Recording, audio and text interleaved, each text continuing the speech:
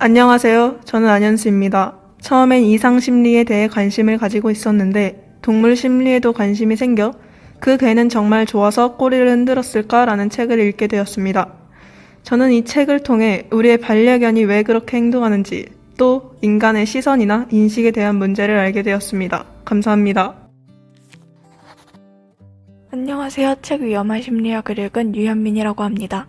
위험한 심리학은 크게 두 부분으로 나뉘어져 있는데 첫 번째 파트 1은 사람을 파악하는 방법 그리고 그에 도움이 되는 이론이 나와 있고 파트 2에서는 여러 가지 사람의 인격들이 정리되어 나와 있습니다. 안녕하세요. 저는 강예은입니다. 이 책은 여러 실험들과 내담자들의 사례를 통해 쉽게 관찰되는 심리적 문제에 대해 간단하고 쉽게 설명해주고 있습니다. 누구나 가볍게 읽어볼 수 있는 내용이며 많이 어렵지 않아 이해하기 쉽습니다. 게다가 간단한 문제를 통해 읽은 내용을 복습하고 연습할 수 있어서 실생활에서 심리적 팁들을 접목시키기 좋습니다. 감사합니다. 안녕하세요. 저는 김정서입니다. 저는 아동심리책을 읽고 나서 아동심리책은 아동심리상담과 아동에 대한 이야기가 담겨 있습니다. 이 책을 읽고 나서 아동에 대해서 더 자세하게 알게 되었고 심리상담을 할 때 어떻게 하고 아이들의 심리가 무엇인지 성장기에 나타나는 발달들은 무엇이 있는지 알게 되어서 저에게 도움이 많이 되었던 것 같습니다. 안녕하세요. 2학년 최정민이라고 합니다. 제가 선택한 책은 초등 사회성 수업이라는 책입니다. 책의 줄거리는 사회성이 만들어지는 단계부터 올바른 관계 형성에 대한 내용이 담겨 있고 이 책을 읽고 애착관계 형성이 엄청 중요하다는 것을 알게 되었습니다. 안녕하세요. 저는 장곡고등학교 심리학 탐구 동아리의 최정현입니다. 저는 삶이 괴롭냐고 심리학에 물었다라는 게일 브레너의 책을 읽었는데요. 이 책은 전문적인 심리학에 관한 책은 아니지만 우리가 심리학을 통해 어떻게 치료받고 자존감을 회복하며 행복한 삶을 살아가기 위해 어떻게 해야 하는지를 부정적인 사고 패턴에서 벗어나기 위해서 우리는 과연 무엇을 어떻게 해야 하는지를 알려주는 책이라고 할 수 있습니다. 우리는 왜 스스로를 무능한 사람이라고 생각하는지, 거짓된 자아는 왜 만들어지는 것인지에 대한 많은 이야기를 하고 있습니다. 고통은 피할 수 없는 것이지만 극복할 수 있습니다. 하지만 극복하는 방법을 아는 사람은 얼마 되지 않습니다. 여러분이 고통을 극복하는 법을 모르는 다수의 사람 중 한 명이라면 이 책을 읽어보시길 추천드립니다. 우리는 모두 남들이 모르는 자신만의 고통을 하나씩은 가지고 있으니까요. 삶이 괴롭냐고 심리학이 물었다라는 이 책을 읽고 있는 그대로의 나를 찾고 고통을 극복하는 사람들이 점점 늘어나 만약 누군가가 행복하냐고 묻는다면 망설임 없이 그렇다고 대답하는 사람이 바로 저와 여러분이 되었으면 좋겠습니다. 안녕하세요. 저는 박태양이라고 하고요. 저는 심리탐구반에서 범죄심리팀을 맡고 있습니다. 저는 평소 범죄 추리 소설을 좋아하는데 프로파일링과 범죄심리 이론 등 전문적인 내용이 나오기도 해서 이해가 잘 안 되고 궁금한 게 있었는데 박지선의 범죄심리학이라는 책이 프로파일링 그리고 범죄심리 이론 등을 알려주는 내용이어서 범죄 소설을 더 재밌게 이제 읽고 이해할 수 있게 됐고 실제 사건에도 관심을 가지게 되었습니다. 감사합니다.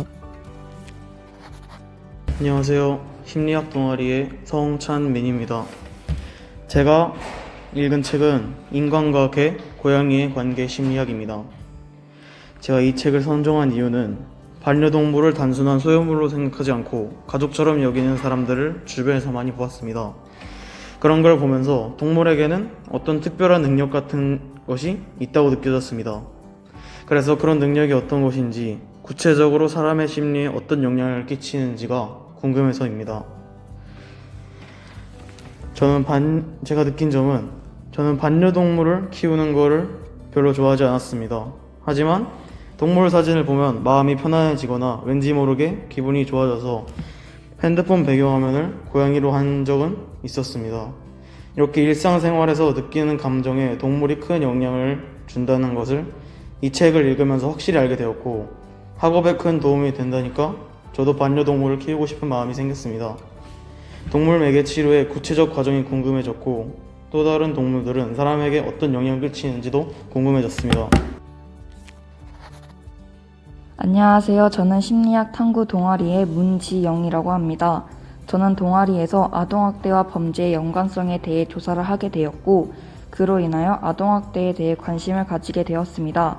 그래서 아동학대에 관한 뒤늦은 기록이라는 책을 읽게 되었는데, 이 책에는 아동학대의 가해자, 피해자 말고도 아동학대에 대한 문제점, 그리고 피해 아동의 형제, 자매 등 아동학대에 대한 다양한 이야기가 나오는 책입니다. 안녕하세요. 저는 장곡고등학교 심리학 동아리 부원 여민우입니다. 평소에 게임 이론과 사회심리학에 대해 관심이 있어서 동아리에서 관련 분야의 책을 구매하여 읽게 되었습니다. 제가 읽은 책의 제목은 이타적 인간의 출현이고, 이 책은 죄수의 딜레마를 비롯한 여러가지 게임 이론들을 통해 심리학을 포함한 여러가지 학문에 대하여 설명하고 있습니다. 특히 진화론을 이용하여 어떻게 이타적인 행동이 사회에 존재할 수 있는지를 설명해주는 책입니다. 이 책을 읽고 나서 더 많은 사람들이 이타적 행동을 취할 수 있으면 좋겠다고 생각했습니다.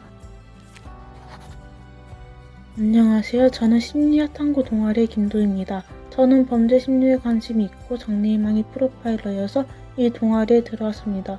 그래서 실제 범죄 심리에 관한 내용이 알고 싶어져 사이코패스는 일상의 그늘에 숨어 지낸다 라는 제목의 책을 읽게 되었습니다. 이 책은 사이코패스한 내용뿐만 아니라 전신질환 범죄자, 한국형 범죄, 가정 내 성범죄에 관한 내용이 있었습니다. 제가 가장 기억에 남았던 것은 남편이 죽인 아내에 관한 내용이었는데요. 대부분의 사건이 가정 학대에서 비롯됐음에도 불구하고 심신미약만을 인정하고 번단방을 인정하지 않는다는 게 충격적이었고, 우리나라도 외국과 같이 가정폭력에 대한 인식과 벌을 바꾸어 가정폭력에 당하는 사람들이 배우자를 죽이는 일이 줄었으면 좋겠다고 생각했고, 상황에 따라 전담방위도 인정되면 좋겠다고 생각했습니다.